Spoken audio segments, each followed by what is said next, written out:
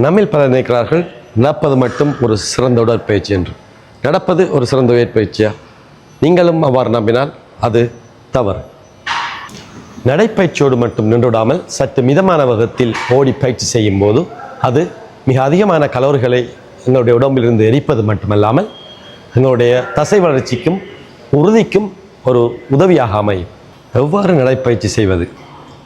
காலால் நடப்பது என்று சொல்ல வேண்டாம், மெதுவாக நடப்பது, மொபைல் ஃபோனை பார்த்து கொண்டு நடப்பது, நண்பர்களுடன் கதைத்து கொண்டு நடப்பது, அது உடற்பயிற்சி அல்ல. ஒரு சரியான நடைப்பயிற்சி என்பது வேகமாக நடக்க வேண்டும், வேகத்தை அதிகரித்து கைகளை வீசிக்கொண்டு நடக்க வேண்டும், எமது இதய துடிப்பு அதிகரிக்க வேண்டும். சாதாரணமாக இதய துடிப்பு 72 துடிப்புகள் ஒரு நிமிடத்துக்கு. அந்த இதய துடிப்பு அதிகரிக்கும் வண்ணமாக 80 90 அந்த அளவுமாக நடக்க வேண்டும். நடப்பது, ஓடுவது, வெயிட் லிஃப்டிங் செய்வது, இதில் எது சிறந்த உடற்பயிற்சி? நாம் நடைப்பயிற்சி செய்வது நம் இதயத்துக்கு ஆரோக்கியமானது.